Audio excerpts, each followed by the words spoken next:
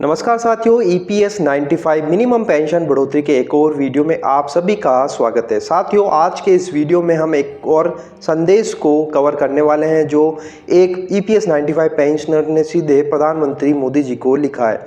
जैसा कि हम सभी को पता है, इन दिनों प्रधानमंत्री और भारतीय सरकार हर एक नागरिक से विकसित भारत के लिए सुझाव मांग रही है। तो इसी क्रम में ईपीएस 95 के एक पेंशनर्स ने नरेंद्र मोदी जी को ये सुझाव भेजा है जो जाहिर तौर पर ईपीएस 95 मिनिमम पेंशन बढ़ोतरी को लेकर होने वाला है।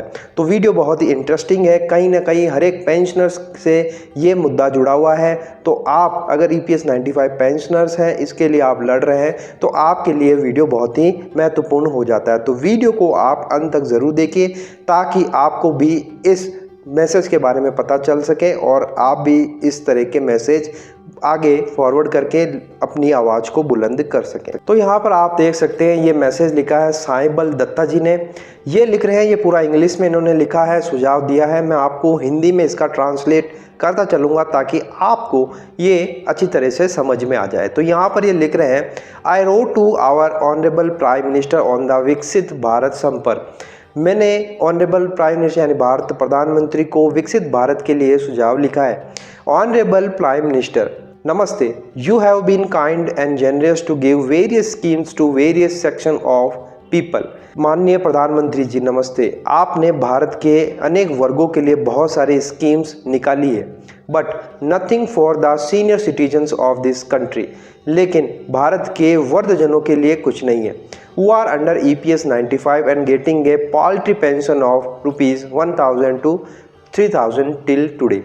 और विशेषकर EPS 95 पेंशनर्स के लिए जो मात्र 1000 से 3000 रुपये की पेंशन, मंथली पेंशन पा रहे हैं, उनके लिए आपने अभी तक कुछ नहीं किया।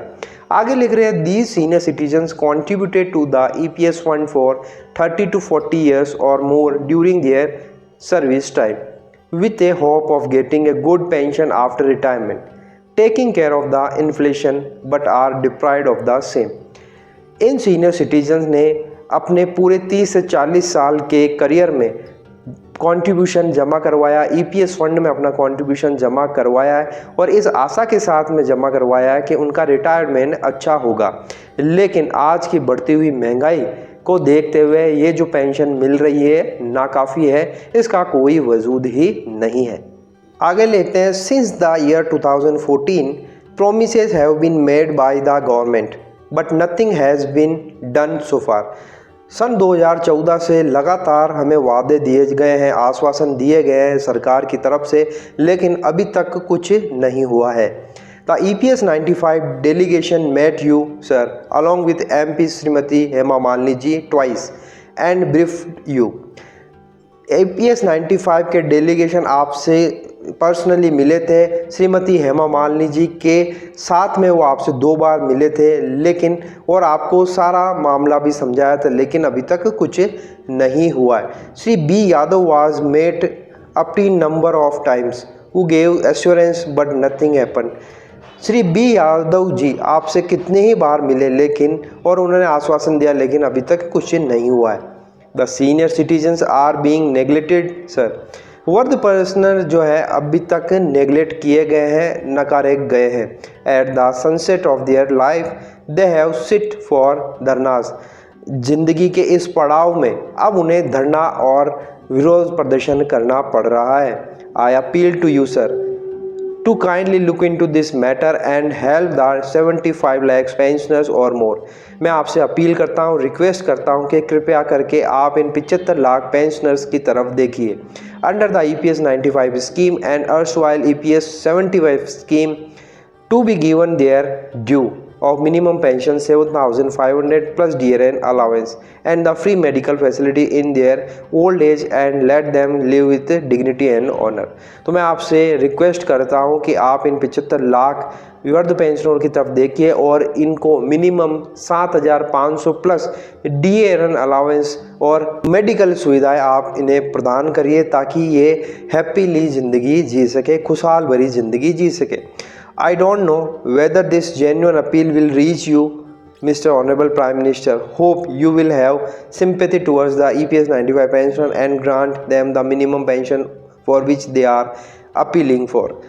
मुझे नहीं पता कि ये मैसेज आप तक पहुंचेगा या नहीं पहुंचेगा, लेकिन माननीय प्रधानमंत्री जी, हमें आशा है कि आपकी सिंपैथी इन EPS 95 पेंशनरों के प्रति रहेगी और मिनिमम पेंशन में बढ़ोतरी आप ज़रूर करेंगे और इनकी जो अपील है आप ज़रूर सुनेंगे। काइंड रिगार्ड्स, जय हिंद। तो आप देख सकते हैं साथियों, इन्होंने ये इंग्लिश में सुझाव विकसित भारत संपर्क के अंतर्गत इन्होंने प्रधानमंत्री मोदी जी को लिखा है। तो साथियों, बहुत सारे वृद्ध पेंशनर जो EPS 95 के अंतर्गत आते हैं वो इस तरह के मैसेज प्रधानमंत्री को भेज रहे हैं। तो काफ़ी हज़ारों की संख्या में इस तरह के मैसेज पहुंच रहे हैं और जब सरकार इनके बारे में एनालिसिस करेगी तो उनको ये लगेगा कि इतने संख्या में इसी एक तरह के मुद्दे के ऊपर हमें मैसेज मिल रहे हैं, तो ज़रूर ये एक जेन्युइन कंसर्न है और सरकार इसके प्रति कुछ ना कुछ ज़रूर कदम उठाएगी। तो ये तो भविष्य की बातें हैं, देखते हैं सरकार इसकी तरफ क्या कदम उठाती है। हम तो आशा ही कर सकते हैं कि सरकार इस पर जल्द से जल्द कदम उठाए और वृद्ध पेंशनरों की जो उचित मांग है वो पूरी हो। तो साथियों, आपका इस बारे में क्या सुझाव है कमेंट बॉक्स में ज़रूर बताइए। और आप भी इस तरह का, आपने अगर कोई मैसेज लिखा है, कोई सुझाव दिया है प्रधानमंत्री जी को, भारत सरकार को, तो आप कमेंट बॉक्स में बता सकते हैं, हम उसको ज़रूर से कवर करेंगे। तो साथियों, वीडियो अच्छा लगे तो लाइक शेयर कर दीजिएगा। इसी तरह के और अपडेट पाने के लिए चैनल को आप सब्सक्राइब कर सकते हैं, ये बिल्कुल फ्री है। तो फिर मिलते हैं, तब तक के लिए अपना ख्याल रखिएगा। जय हिंद, जय भारत।